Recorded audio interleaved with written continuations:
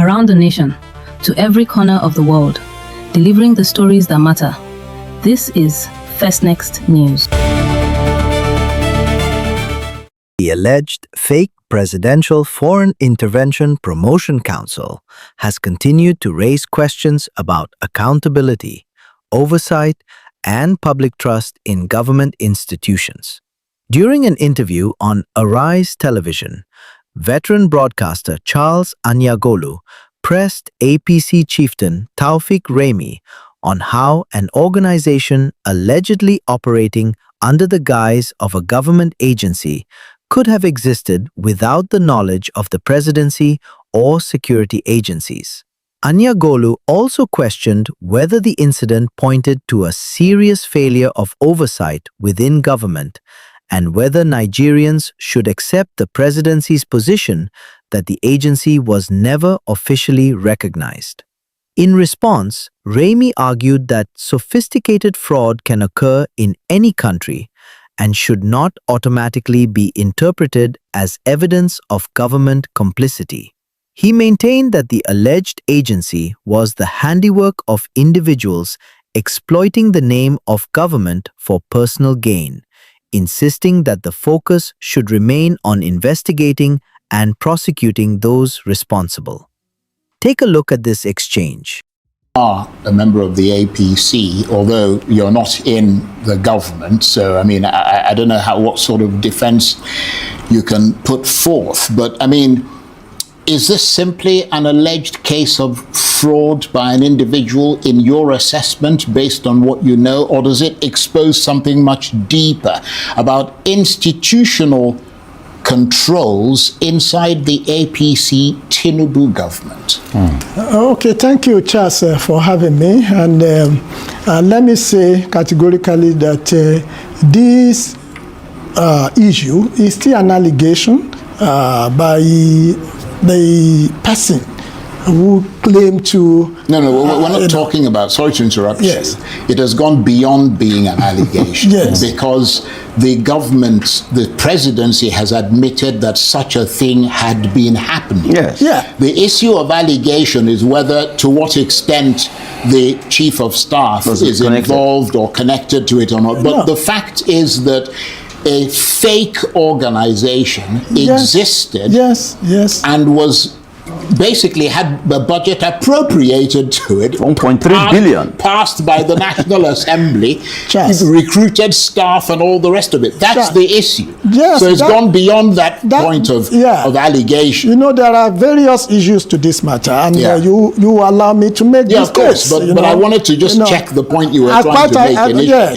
because that's people would see that as a way to try and slip out. No, we're not slipping out at all. Charles, I can assure you, there's no slipping out. We are going to lay the point, not the emotion.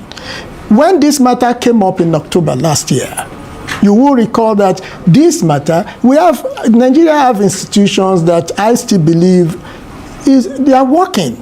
They are working. We should not demonize our institution of government, particularly under this current president, His Excellency Bola Ahmed Tinubu. Why did I say so? In October, when this matter came up, the Federal Ministry of Finance, the Federal Ministry, the Foreign Affairs Ministry, discovered that there is an agency like that, and then alerted, the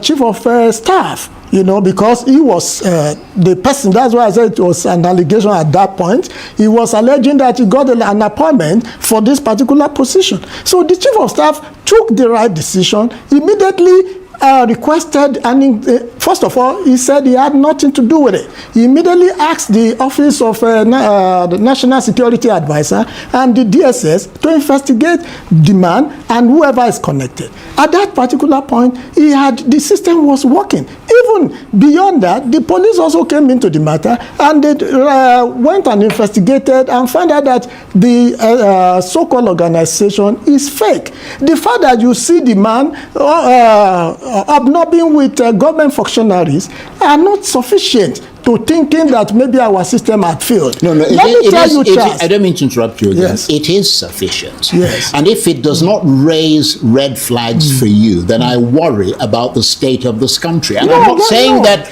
to you in particular. Yes. I am raising specific concern. How can a fake organization be able to get offices in the Federal Secretariat, have its budget approved in the National Assembly?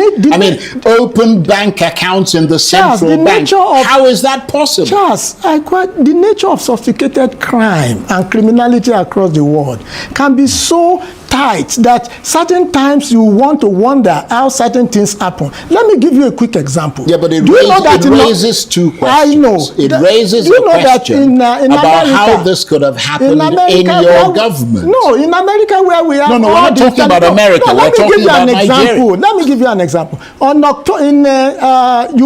of us are alive when the incident of 9/11 happened. The 9/11, why don't you say, why did this happen in America? No, let me tell you. Those are totally different things. You see, look, I'm afraid I can't, this is preposterous. You don't really have a response. Let me come to you. I do.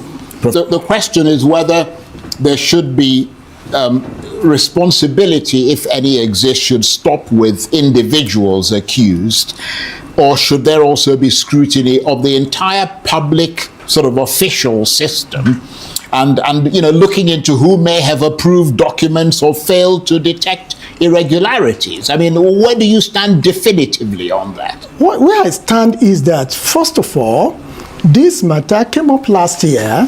It was blown open, and the various relevant agencies have continued to do what they need to do.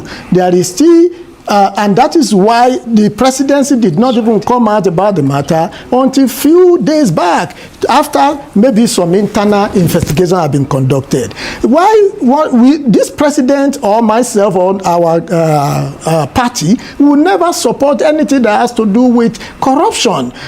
But in terms of fighting corruption, you also have to be methodical about it. You do not crucify people except the court had declared them to have committed that offense. In terms of how crime can linger or can permeate, look at FBI, even in America. You will notice that sometimes they try to dictate problems, even 5-10 years crime can take that long. This government has no penchant for crime or criminality. That's why in the past you will notice that he has suspended ministers, he has relieved some people from their position. So nobody is coming to anywhere. But you see, people can want to make social media headline. Ultimately, you can win a case under two platforms, either on social media or you win a case in the court. This matter is already before the court, and I believe in the end, we are going to see who are complicit. I want to assure you that this administration will not bury anybody, but there are oppositions who want to always antagonize the administration, who want to pull down the functionaries because they actually want to come back. What you're saying sounds spectacularly yes, perverse. Yes. It really does. No, it could anyway, be. Look, let's watch and see what happens. Okay. We've got to move on.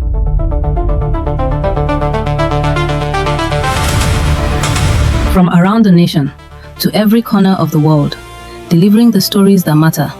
This is First Next News.